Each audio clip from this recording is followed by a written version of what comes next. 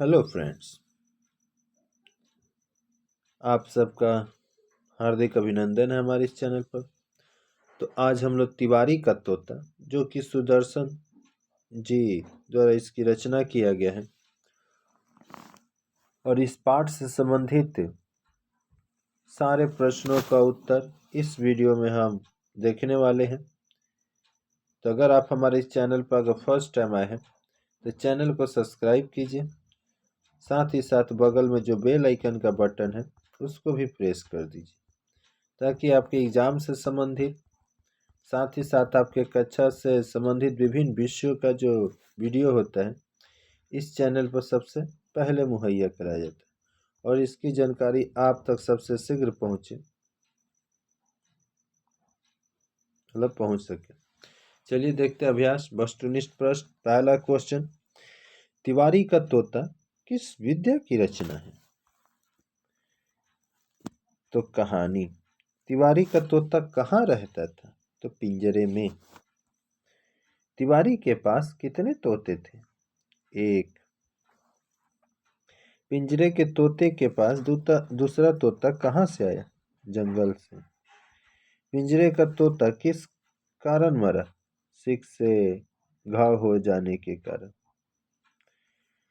अब आते हैं लघु उत्तरीय प्रश्न। पंडित तिवारी कहाँ रहते थे?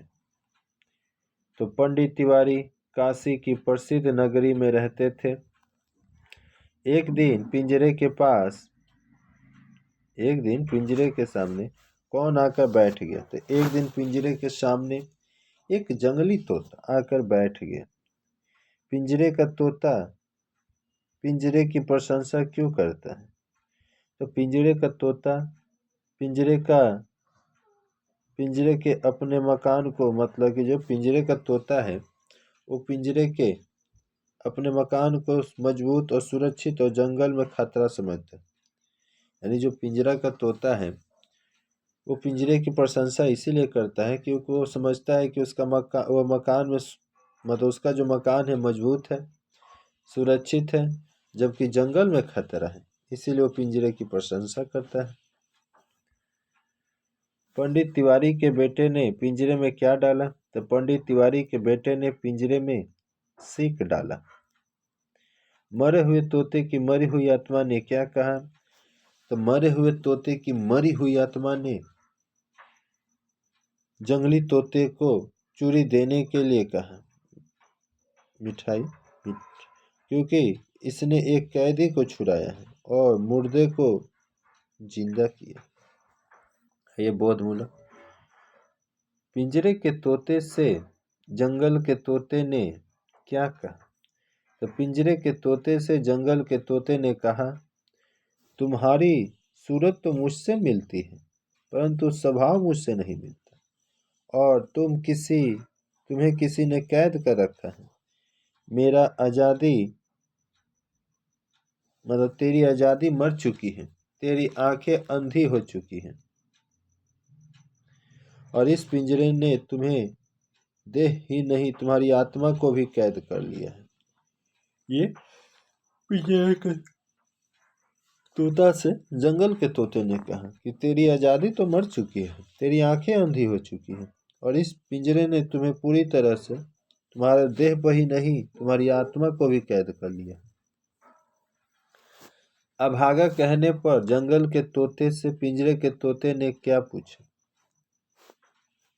अभागा कहने पर जंगल के तोते से पिंजरे के तोते ने पूछा, वो कौन सा दुर्भाग्य है जिससे मेरी आंखें नहीं देखती? हम कैसे अभागा हैं कि जिससे मेरा आंख नहीं देखता? मैं तेरी बातों को अपने दिल में टटोलूंगा। पिंजरे के तोते ने अपने मालिक को मेहरबान और स्वयं को खुद किस्मत क्यों कहा? तो पिंजरे के तोते ने कहा कि मेरा मालिक मेरे लिए यह सुरक्षित घर बना दिया है, वह मुझे पानी पिलाता है, यहाँ तक कि दाना भी खिलाता है, और बिल्लियों से मेरी रक्षा भी करता है। अतः मेरा मालिक मेहरबान है और बड़ा ही मैं खुद किस्मत हूँ। मालिक का कहना ना मानने पर पिंजरे के तोते का क्या हाल हुआ। तो पिंजरे के तोते ने तिवारी के तोते की पिंजरे के तोते ने तिवारी के बेटे की बात का जवाब नहीं दिया। तब तिवारी के बेटे ने बार बार उसे सिक चुहाई, पर तोता घाव सहता रहा, पर मालिक की बातें मानने से इनकार कर दिया। अब परिणाम स्वरूप फल यही हुआ कि घाव खाकर वह मारा गया। मरे हुए तोते की आत्मा ने जंगल के तोते को चूरी देने के बाद क्यों कही है। तो मरे हुए तोते की आत्मा ने जंगल के तोते को चूरी देने की बात कही है क्योंकि उसने एक कैदी को छुड़ाया है और मुर्दे को जिंदा किया है। तेरी आजादी का रंग मुर्दा हो गया है और तेरी आंखें अंधी हो गई है। आज से स्पष्ट कीजिए। तिवारी का तोता अपने पिंजरा रूपी मकान को मजबूत तथा सुरक्षित बतलाया और जंगल में खतरा बतलाया। जो तिवारी का तोता है वो कह रहा है कि जो पिंजरवा है ना मेरा बहुत मजबूत है और सुरक्षित है मेरे लिए, वहीं जंगल में तो बहुत खतरा है। उसका उत्तर देते हुए जंगल के तोते ने कहा कि तुम्हें धिक्कार है, तुम्हारे मन की आजादी की भावना मर चुकी है, तू सच्चाई को नहीं देख पा रहा है, तुम में विवेक शक्ति नहीं रह गई क्योंकि तुम्हारी देह ही नहीं तुम्हारी आत्मा भी अब गुलाम हो गई है। तिवारी का तोता शीर्षक कहानी का उद्देश्य क्या है। तो तिवारी का तोता का मतलब कहानी का जो शीर्षक कहानी का उद्देश्य क्या है। तो लेखक ने प्रस्तुत कहानी में बतलाया है कि हर प्रकार की सुविधा के बावजूद पराधीन प्राणी की आत्मा को सच्ची संतुष्टि नहीं मिल सकती।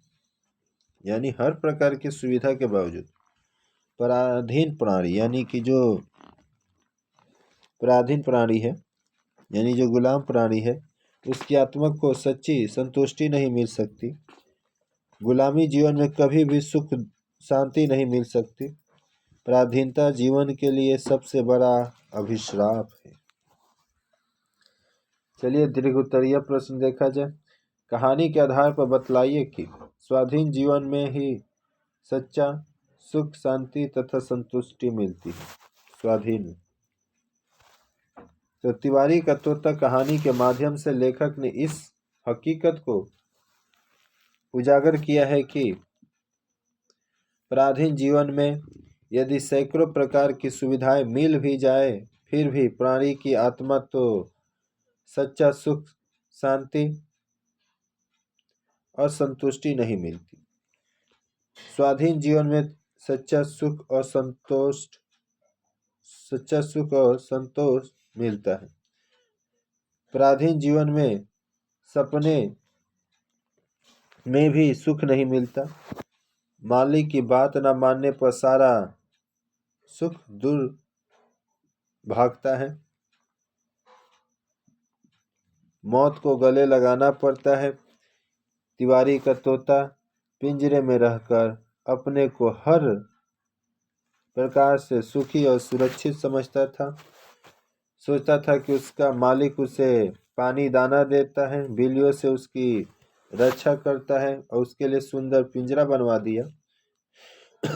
उसे यहाँ कोई भय नहीं। वह अपने पिंजरे को कैदखाना नहीं समझता और अपने को गुलाम नहीं मानता। वह पिंजरे में आज़ादी से घूमता, सीटियाँ बजाता, इसीलिए अपने को सुखी समझता था। जंगल के तोते ने उसे समझाया कि कैद में रहने से उसकी आत्मा बेगानी हो गई है। तू सदा मालिक की बातें ही सुनता है और उनके कथा अनुसार बोलता और उत्तर देता है। यदि एक दिन भी तू मालिक की अगर बात ना सुने ना और उसकी बोली में जवाब नहीं देता ना तो देखो उसका जो परिणाम कितना भयंकर हो सकता है। पिंजरे के तोते ने निश्चय ही कर लिया कि आज वह किसी की नहीं सुनेगा, केवल अपनी ही बोली बोलते रहेगा। पंडित तिवारी का बेटा आकर तोते से बातें करने लगा, पर तोता तो अपने निश्चय के अनुसार अपनी उसकी बात का जवाब नहीं दिया।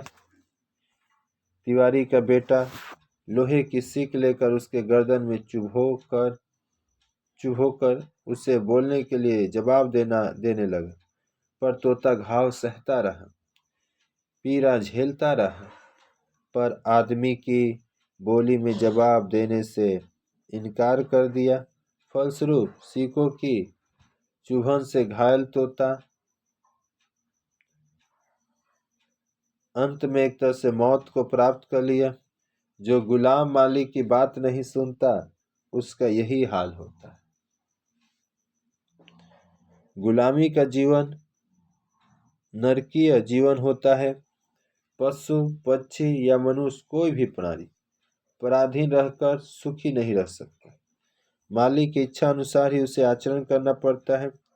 अपनी इच्छा और अपनी मानवता को प्रकट करने का भी उसे अधिकार नहीं रह जाता।